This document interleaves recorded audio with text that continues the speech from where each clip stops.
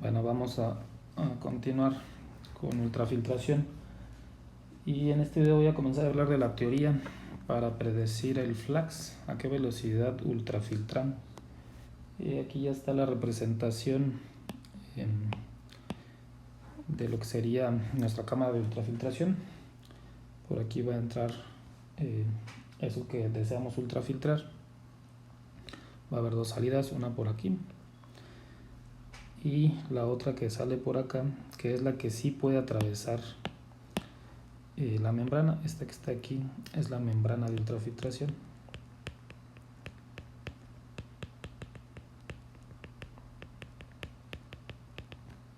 Entonces lo que puede atravesar esa membrana pues es la que termina acá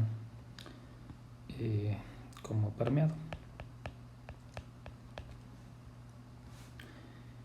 Las presiones sigue siendo movimiento a través de un medio poroso que sería la membrana. Entonces el proceso sigue estando descrito por la ley de por la misma ecuación que utilizamos para microfiltración,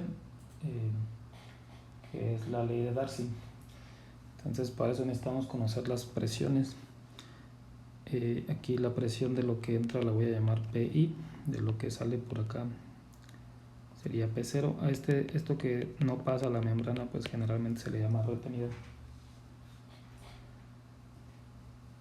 Y el permeado o filtrado es el que está por acá abajo, el que sí puede atravesar esa membrana. A diferencia de la microfiltración, pues también estamos considerando ese flujo de permeado que se genere, pues también va a llevar o va a salir a su propia presión. Entonces también deberíamos de considerar que el permeado va a cierta presión, que voy a llamar PF. Y puedo entonces definir una caída de presión. Nuestra fuerza impulsora, como ya comenté en el video anterior, pues sigue siendo una caída de presión, solo que hay que restar pues esta pérdida, digamos, de presión. ¿Sí? Entonces voy a definir una caída de presión que se llama, o se le suele llamar transmembrana, y va a ser delta P Tm, que como ya dije pues es nuestra fuerza impulsora para este proceso de ultrafiltración, y está definido de la siguiente manera. Esa delta PTM pues es lo que ya conocemos, la diferencia de presiones, pero va a estar definido un poco diferente. Va a ser el promedio de las presiones de entrada y salida menos esa presión PF. Entonces esta es nuestra definición de fuerza impulsora o caída de presión transmembrana. Digamos que es una caída de presión efectiva, que es la que provoca la ultrafiltración, ¿sí? Ya restando esta presión que perdemos por la generación del filtrado, del permeado. Esto no pasaba en microfiltración, porque allá en microfiltración pues el sistema estaba así. Teníamos aquí nuestro medio filtrante y pues nuestras diferencias de temperatura pues eran, de presión pues eran la resta de esas dos presiones, ¿sí? Aquí, como digo, pues hay que considerar esta también, ¿sí? Entonces esta va a ser nuestra fuerza impulsora de acuerdo a ese esquema que estoy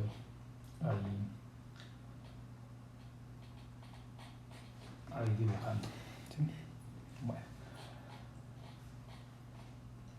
lo que perseguimos, al igual que en microfiltración, pues es calcular. Acá en microfiltración lo que queríamos es calcular a qué velocidad, y le llamamos V, a qué velocidad filtramos. Aquí es exactamente lo mismo. Lo que persigo calcular es a qué velocidad pasa el permeado o el filtrado, solo que en ultrafiltración pues es común que se utilice una J, pero esa J en ultrafiltración es exactamente igual a la V que usábamos en microfiltración, ¿sí? Y sigue siendo una relación de Q, el flujo volumétrico, en este caso de permeado, entre el área, ¿sí? El flujo de permeado aquí es común, o en el libro le llaman P mayúscula, si no fuera suficiente complicación con las presiones, entre el área. Pero sigue siendo esto que ya conocen, que es flujo volumétrico. Y este pues es el área de la membrana, la que está perpendicular al flujo, ¿sí? Entonces seguimos persiguiendo, o lo que perseguimos es calcular B, como hacíamos en microfiltración, solo que aquí ahora le vamos a llamar J. Bueno, y esa J es este flux que está acá, ¿sí? Entonces voy a estar hablando de Jotas o fluxes. Bueno, entonces voy a utilizar, como ya dije, por la ecuación o la ley de Darcy. Entonces, si partimos de ella, que fue la que ya utilizamos, ya la voy a escribir ya en los términos de lo que estoy hablando y pues verán que sí es la misma.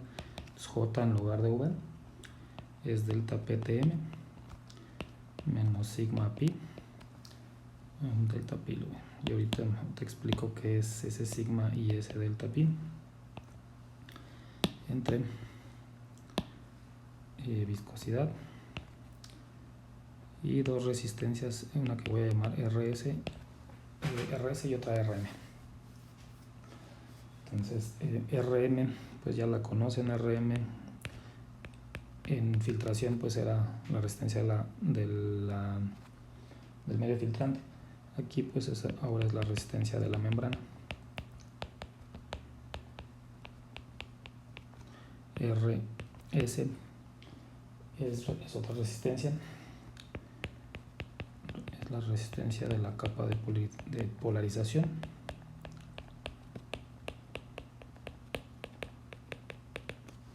De esto sí hablo, yo creo que en el siguiente video hablo específicamente de a qué se refiere la polarización.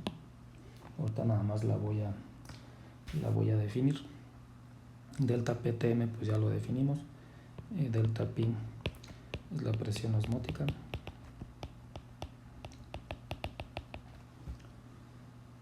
Y esa sigma que aparece ahí se llama coeficiente de rechazo.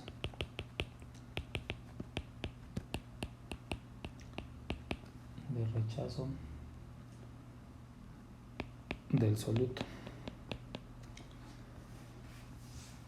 Entonces ahí está. Voy a hablar un poco más de este coeficiente y de la presión.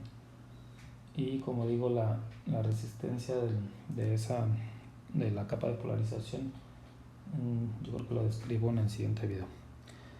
Bueno, entonces si regresamos a esta representación de nuestro módulo de ultrafiltración,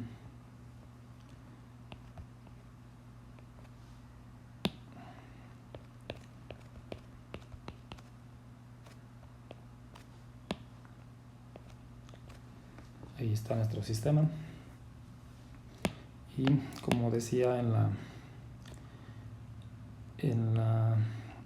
el video anterior, pues ultrafiltración tiene más que ver con solutos que o quiero concentrar o lo que sea, pero entonces estos de aquí son mis solutos que van en mi alimentación. Y pues dependiendo de lo que persiga, pero voy a hablar de este caso en donde lo que no quiero que los solutos pasen. Entonces al final aquí pues esto está inundado en un líquido, y ese es el líquido el que persigo que pase por aquí y termine como permeado. Pensemos que estamos en ese caso de no quiero que pase nada de soluto, solo quiero retirar este líquido para concentrar mi solución, por ejemplo. Esta velocidad pues sigue siendo esta J.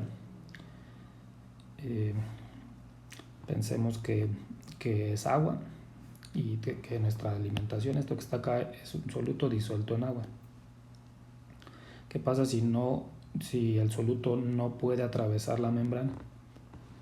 Lo que va a estar pasando es que esto que pasa por aquí pues es agua pura, ¿sí? Solo el agua puede pasar la membrana, los solutos no. y esto automáticamente va a crear un gradiente de concentración si estamos viendo las moléculas de agua, ¿sí? Entonces la concentración de agua en este punto pues es agua pura, es la más alta, y es más alta que si estamos acá por fuera o arriba de la membrana, ¿sí? Entonces hay un gradiente de concentración y que va a provocar pues el agua lo que busca pues es moverse hacia acá, ¿sí? Y entonces va en contra de lo que perseguimos, que es el movimiento en dirección contraria. Eso, a ese gradiente de concentración del agua pues es el que está asociado a este término de presión osmótica, o por eso se está generando. Va en contra entonces de tu fuerza impulsora, que es esta de acá. Entonces si hay presión, si se genera presión osmótica, pues el proceso va en contra. Esta es como si disminuyera tu presión efectiva o tu delta PTM, por eso aparece pues este signo menos aquí, ¿sí? Bueno, entonces de ahí aparece ese término.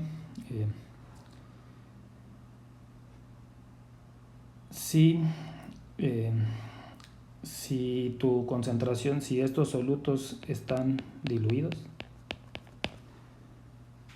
sigue generándose una diferencia de concentraciones, pero si es muy diluido la concentración de agua aquí y acá, pues no es muy diferente. La presión osmótica que se genera la podemos despreciar. Entonces para soluciones, lo voy a escribir por acá, para soluciones diluidas,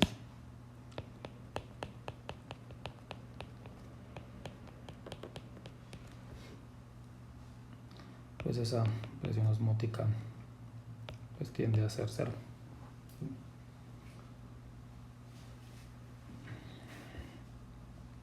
Vamos a estar analizando ultrafiltración bajo esta consideración de solución diluida. Recuerden que una de las aplicaciones pues es concentración, entonces partimos pues de soluciones muy diluidas.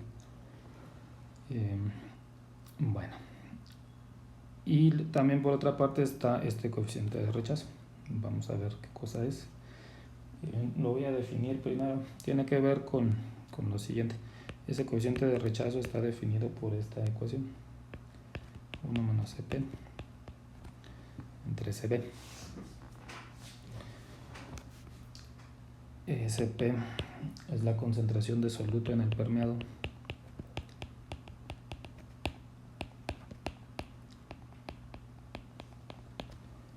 y Cb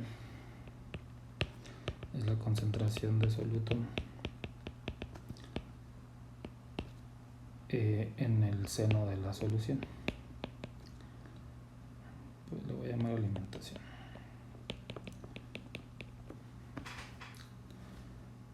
Bueno, vamos a ponerle seno de... lo voy a dejar como seno de la solución ultrafiltrada, la que perseguimos pues que se ultrafiltra. Entonces ahí está Cb y Cp. Aquí en el esquema que ya está aquí arriba, Cb es la concentración de soluto aquí, qué concentración tienes en el seno de esa solución que se está ultrafiltrando, y Cp es la concentración de soluto pero de lo que sí pueda pasar la membrana. En el ejemplo de lo que está aquí representado, no estoy permitiendo que pase soluto, entonces Cp es 0. Si Cp es 0, si se cancela este de aquí, pues pueden ver que sigma es 1, ¿sí? Entonces 1 representa, sigma igual a 1 representa retención completa del soluto, perdón.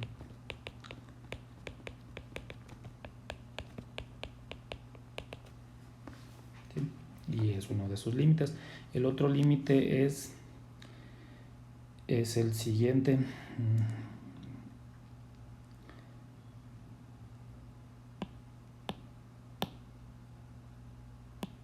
Es que el soluto sí se estuviera pasando también para acá, libremente. Entonces, en cuanto empieza el proceso de ultrafiltración, el soluto no tiene ningún problema en atravesar la membrana, y eso va a provocar que la concentración entonces Cp, ahora ya se pasó aquí, pues entonces CP, y pasó libremente, pues CP es igual a lo que tengas acá arriba, a CB. No hubo ningún impedimento para que él se moviera libremente. Entonces ahora CP es igual a CB, va a cancelar todo este término y CP entre CB va a dar 1 y sigma va a ser 0. Entonces sigma igual a 0, pues tiene que ver con retención nula. Retención nula del soluto. Entonces por eso se llama coeficiente de rechazo, así como lo definí acá. Coeficiente de rechazo, si es 0, no está rechazando nada, está dejando pasar el soluto libremente. Si es 1, está reteniendo o no está dejando pasar nada del soluto. Las membranas ya comerciales, pues no, dependiendo de la aplicación, si nada más quieres diafiltrar, de acuerdo a lo que veíamos en el video anterior, pues quieres que el soluto pase libremente por la membrana. Si quieres concentrar, pues no quieres que el soluto pase por la membrana. ¿Sí? Entonces ya dependerá de la aplicación. Aún en este segundo caso donde persigo que el soluto no pase, las membranas no son perfectas, su fabricación no es el tamaño de esos poros que dejan pasar soluto, pues no hay una distribución. Entonces todas las membranas comerciales van a dejar pasar soluto aun cuando ellos establezcan que no pasa. Más bien hay que ver cuál es el coeficiente de rechazo y esperar o tratar de que sea lo más cercano a 1 que se pueda. ¿Sí? Sí puedes tener membrana que no deje pasar nada de tu soluto, pero se va a traducir en este flux, va a ser pequeño, entonces vas a filtrar lento. Entonces, ¿qué es lo que hace la gente? Para filtrar más rápido, pues aceptan que no sé, que el coeficiente de rechazo sea 0.9, por ejemplo, que estés perdiendo una parte del soluto, pero a cambio de realizar el proceso en menor tiempo. Bueno, entonces eso, entonces así está el coeficiente de rechazo. Como digo, vamos a estar trabajando con soluciones diluidas o soluciones de solutos muy grandes, y puedo cancelar entonces este término. Entonces solo voy a estar hablando de aquí en adelante de la ecuación bajo esa consideración, la ley de Darcy.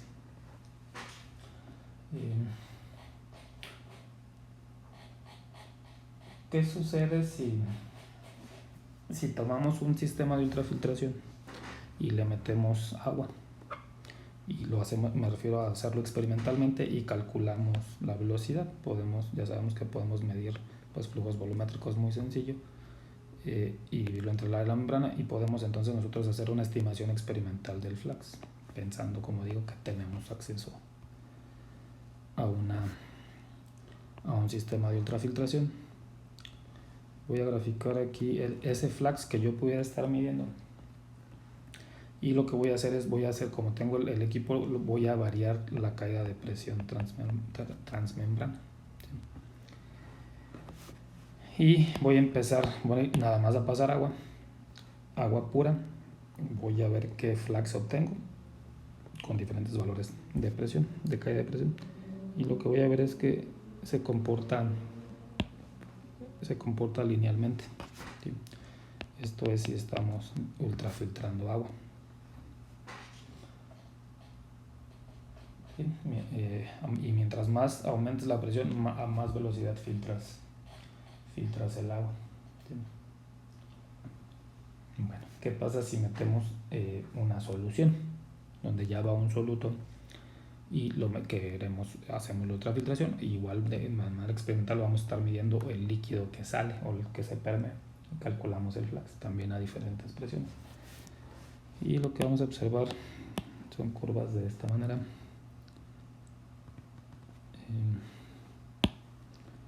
Una primera parte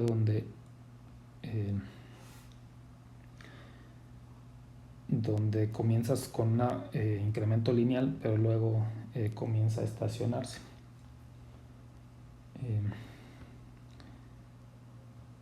Aquí le voy a poner velocidad 1. Bueno, déjenme poner U1.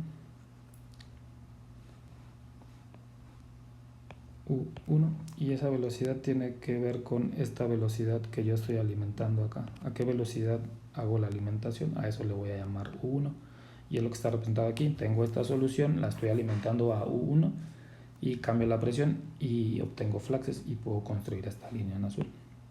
Hago el mismo experimento pero a una velocidad más grande y voy a ver un comportamiento similar, nada más que la curva está un poco más arriba, y esto va a ser para una velocidad 2 mayor a la velocidad 1.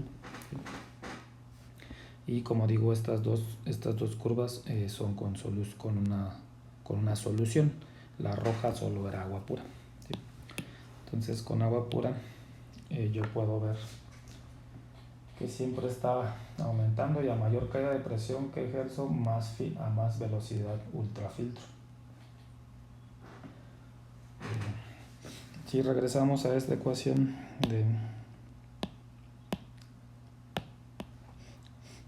de la ley de Darcy,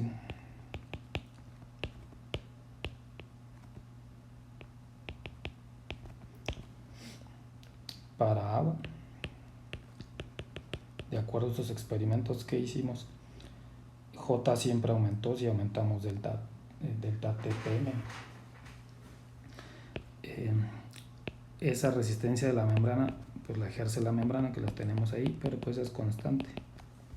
No, si lo trasladamos pues a microfiltración, a la filtración, pues sobre el medio filtrante, si estábamos filtrando una solución, pues se formaba la torta y había que meter la resistencia de la torta, pero si no hay agua, pues no hay torta y solo queda la resistencia de la membrana, ¿sí? Como vamos a ver en el siguiente video, esa RS es 0 para el agua. Ya en el siguiente video quedará claro por qué RS es 0. Entonces para agua, esa ecuación pues es simplemente una relación lineal de si aumentas la caída de presión, pues aumenta J, porque la resistencia de la membrana es constante y su viscosidad también, la viscosidad del fluido, que en este caso sería agua. ¿Qué pasa cuando hacemos una solución y obtenemos esta curva en azul y en rojo? Voy a borrar esto de aquí. Antes de decir qué pasa, voy a dividir, lo voy a hacer con la línea en azul. Lo que puedo ver es que puedo dividir lo que estoy obteniendo experimentalmente en dos regiones. Esta le voy a llamar región 1 y esta región 2. En la región 1, como ven, pues más o menos está incrementando linealmente el flux con la caída de presión, pero empieza a disminuir. Y eventualmente en el comienzo de la región 2, pues esa J ya no aumentó. Y en la región 2, pues puedo ver que pues aumentas delta PTM, pero pues el flux es esencialmente el mismo. Entonces por eso puedo separar dos regiones, una donde sí perturbo el flux con la caída de presión y otra donde el flux es independiente de la caída de presión. Entonces, ¿qué es lo que está pasando en estas dos regiones explicadas con esta ley de Darcy? Voy a poner aquí otra vez la ley de Darcy, pero pues ahora ya sí me voy a quedar con esa otra resistencia, RS. Entonces para la región 1,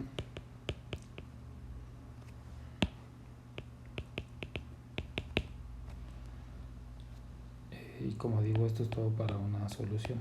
Ahora sí ya hay un soluto. Entonces para la región 1,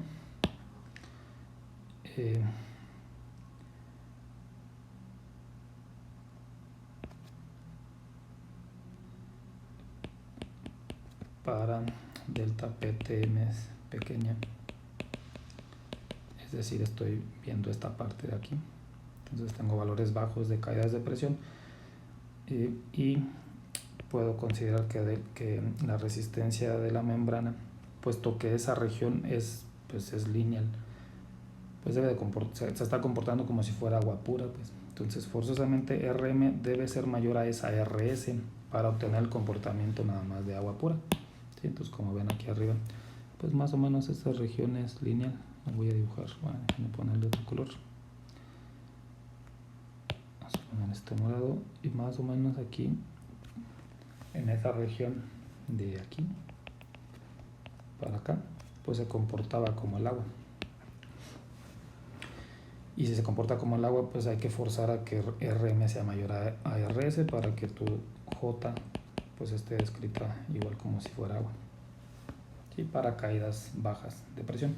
Pero si tú sigues aumentando esa caída de presión, como ves, la línea azul se desvía de la naranja, entonces está disminuyendo el flux. Entonces lo voy a poner aquí. Si se aumenta la presión más, o delta PTM, RS comienza a incrementar su valor. Otra vez digo, el siguiente video voy a explicar un poco más esto. Esto nada más es la parte matemática. Entonces RS empieza a aumentar y ya no se cumple, entonces va a llegar un punto en donde ya son comparables las dos. En la región, al comienzo lo estábamos despreciando RS, pero ahora este valor está creciendo conforme aumenta la presión, y entonces RS ya no es despreciable con respecto a RM.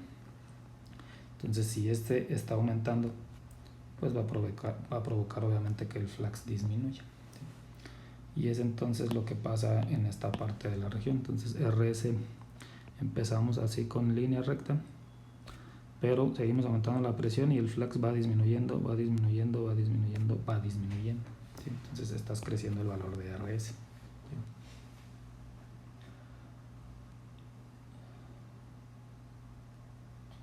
Y como ven, pues estamos tendiendo a un valor pues más o menos constante, donde ya es independiente de la caída de presión. El flux es independiente de delta PTM, pero eso ya es la siguiente región.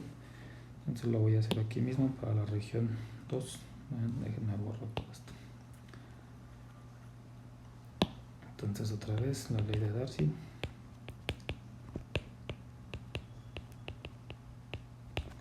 Pero ahora lo voy a hacer igual para una solución, región 2 con solución.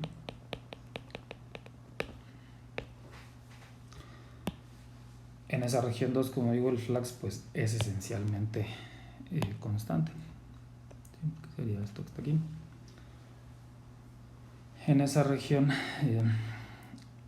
RS, ya cuando entramos en esa región, RS es mayor que RM, entonces ahora puedo despreciar la resistencia de la membrana, es decir, puedo cancelar esto. ¿Por qué el flux ya no se incrementa si estoy pues despreciando una resistencia? El flux ya no se incrementa porque lo que está ocurriendo es delta PTM aumenta conforme nos movemos pues de aquí para acá. Estamos aumentando delta PTM, pero el flux vemos que no cambia, y eso tiene que ser forzosamente porque RS está aumentando también, y este aumento debe ser proporcional, ¿sí? Es decir, si delta PTM aumenta 2 veces, pues RS también hace lo mismo, aumenta 2 veces, y esto pues se cancela y el flux se mantiene constante, ¿sí? Entonces puedo partir la ecuación en dos regiones de acuerdo a lo que estoy estableciendo. Yo creo que hasta aquí voy a terminar este video. En el siguiente video hablo qué es esta RS, pero pues aquí están los comportamientos generales, pero sí es importante establecer qué es esa RS. Antes de avanzar al siguiente video, aquí está la ley de Darcy. Si recuerdan, para filtración teníamos la resistencia de la membrana, que es este mismo término que está aquí, y este de acá representaba la resistencia de la torta, y lo que hicimos fue establecer la resistencia de la torta como función del mismo proceso de filtración, porque la filtración generaba la torta, ¿sí? Si recuerdan también, esta RM no había forma de predecirla, se tenían que hacer experimentos para determinar su valor, ¿sí? La resistencia a la torta sí la pudimos expresar en función de cosas que podíamos medir. Aquí la situación pues es peor, en el sentido de que esta RM sigue sin saber su valor, y ahora está una RS nueva que todavía no sabemos qué es, pero al final tampoco vas a poder medirla. Entonces aquí el problema de la ultrafiltración se hace más complicado, porque entonces no podemos determinar ni RM ni RS, ¿sí? Vamos a tener que hacer otro enfoque para determinar el flux, pero al menos pues aquí está esta parte de la ley de Darcy. Yo creo que en el siguiente video también hablo, como dije, de esta polarización, y también hablo de cómo nos quitamos este problema de no podemos determinar dos cosas que se están sumando, ¿sí? Ahí lo que está en el denominador. Entonces, en el siguiente video vemos cómo se ataca ese problema.